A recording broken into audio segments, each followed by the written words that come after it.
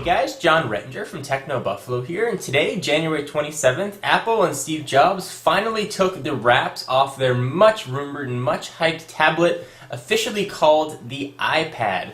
Rumors of iSlate and a whole bunch of other ones have been circulating, but iPad is the official name. So I want to run you through the specs of the device and tell you about it and give you a recap of what Apple announced today. So first, it is half an inch thin, which is incredibly thin. Weighs in at 1.5 pounds. If you see me look down, it's because I got some notes. The conference just ended.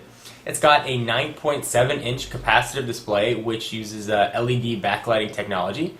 It's going to come in six different flavors, but we'll get to that in a little bit. Storage-wise, it's going to be either 16, 32, or 64 gigabyte capacities. It's running a Apple-built 1 gigahertz chip. It's called the iPad1105 chip. It's built by PA Semi, a company Apple acquired a little while back. It's got Bluetooth 2.1. It's got 802.11n wireless. It's got a speaker, a mic, and a 30-pin connector.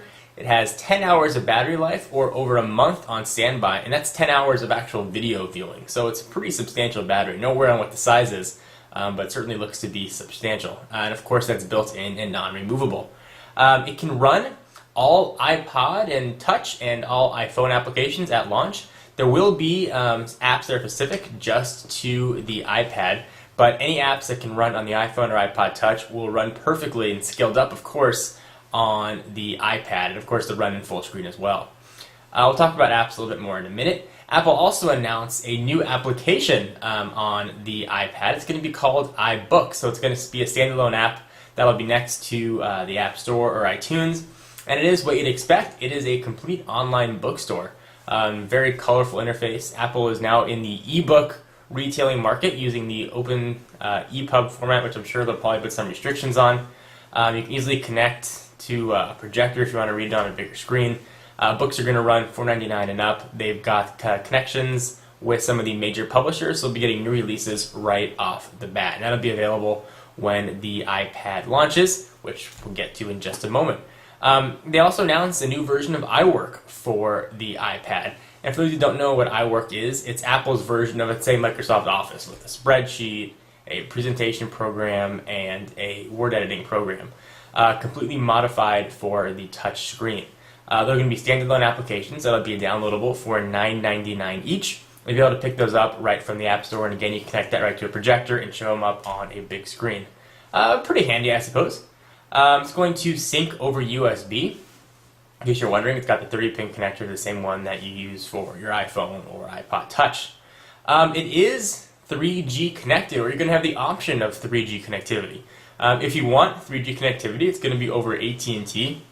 Rumors have been circulating about perhaps a Verizon version, but that was not announced, just AT&T.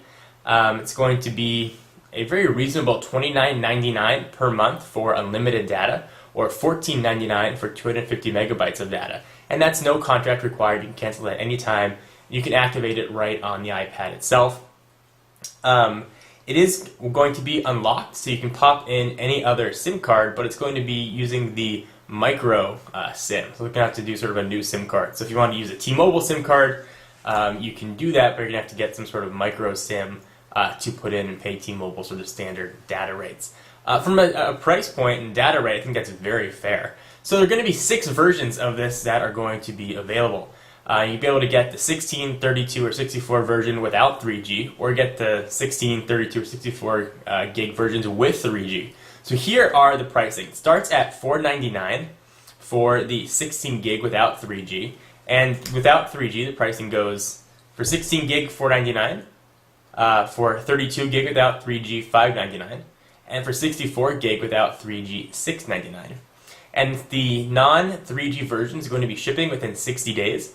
Now, if you want 3G, it's going to have to wait an additional 30 days to ship, so 90 days total. And here's pricing with 3G. 16 gig is going to be $629, 32 gig is going to be $729, and 64 gig is going to be $829. So you're going to be able to run from $829 at the high end down to $499 on the low end. So you should be able to find a model that suits you best.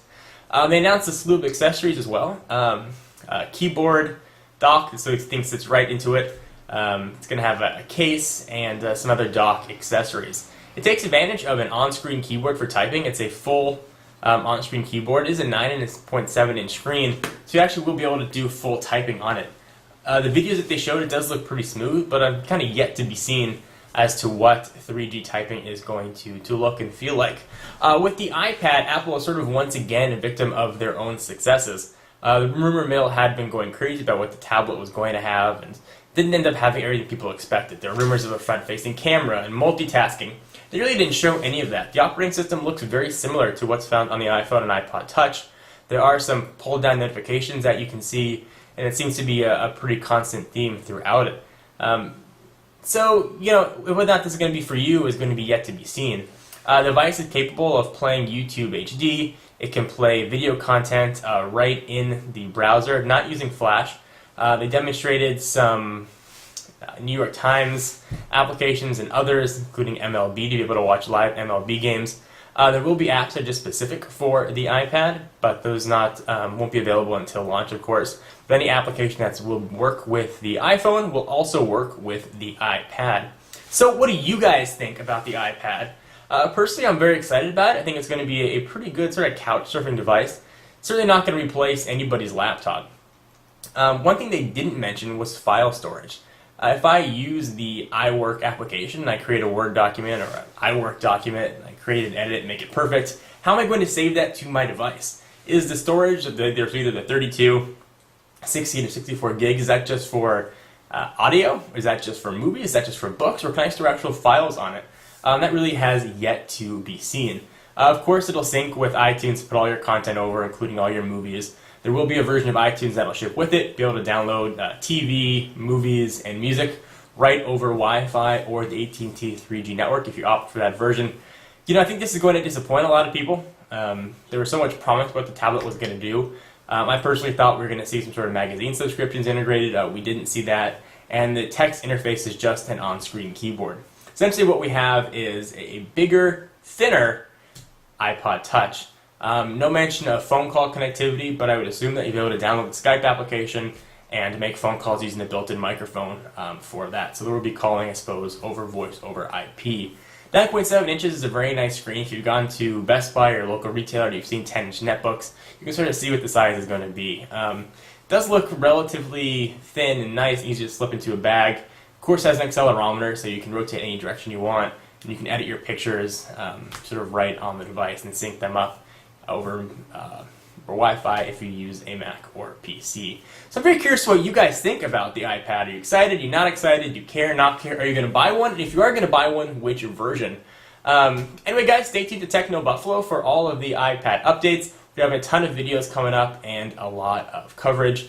Nothing was mentioned about iPhone OS 4.0 or any sort of new iPhone or Mac updates. It was just on the tablet. Hope you guys enjoyed. I'm John Rettinger, and I'll see you in the next video. Bye-bye.